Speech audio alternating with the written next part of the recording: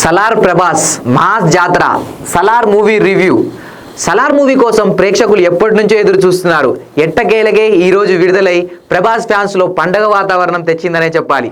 ముఖ్యంగా సలార్పై భారీ అంచనాలు పెరగడానికి కారణం బాహుబలితో హీరోగా తిరుగులేని ఇమేజ్ సొంతం చేసుకున్న ప్రభాస్. కేజీఎఫ్ సిరీస్తో గొప్ప పేరు సంపాదించిన దర్శకుడు ప్రశాంత్ నీల్. ఈ క్రేజీ కాంబినేషన్లో తెరకెక్కిన సినిమా సలార్. భారీ అంచనాల మధ్య ప్రేక్షకుల ముందు వచ్చిన ఈ చిత్రం ఆ అంచనాలు ఏ మేర అందుకుందో చూద్దాం. దేవా ఒరిస్సాలోని ఒక చిన్న గ్రామంలో అజ్ఞాతవాసంలో గడుపుతుంటాడు. మెకానిక్గా పనిచేస్తున్న అతన్ని ఒక హింసాత్మక గతం వెంటాడుతూ ఉంటుంది. తల్లి మాట మేరకు అతను హింసకు పూర్తిగా సాధారణ జీవితం గడుపుతుంటాడు. అలాంటి అతను అమెరికా నుంచి వచ్చిన శత్రువులకు టార్గెట్గా మారిన ఆద్యాను కాపాడాల్సిన బాధ్యత తీసుకుంటాడు. ఆమెను రక్షించే క్రమంలోనే దేవ అత్యంత భయంకరమైన కాన్సార్ నేర సామ్రాజ్యానికి ఎదురెళ్లాల్సి వస్తుంది. ఇంతకీ ఆ సామ్రాజ్య నేపథ్యం ఏంటి? దాంతో దేవాకున్న సంబంధం ఏంటి? అతడి గతం ఏంటి? ఆద్యాను కాపాడే క్రమంలో అతను ఎలాంటి పరిస్థితులను ఎదుర్కొన్నాడు అన్నది మిగతా కథ.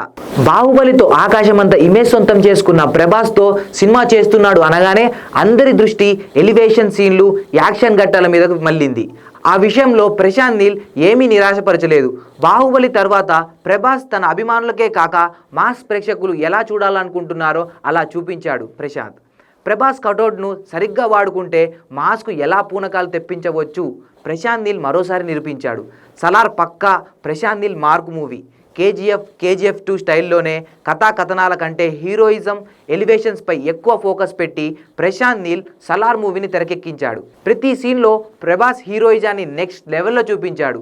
అవుట్ అండ్ అవుట్ యాక్షన్ హీరోగా ప్రభాస్ను సిల్వర్ స్క్రీన్పై అభిమానులు చూసి చాలా కాలమైంది. ఆ లోటును సలార్తో భర్తీ చేశాడు ప్రశాంత్ నీల్. దేవాగా ప్రభాస్ స్క్రీన్ ప్రెజెన్స్, హీరోయిజం ఫ్యాన్స్కు ఫీస్ట్లా ఉంటుంది.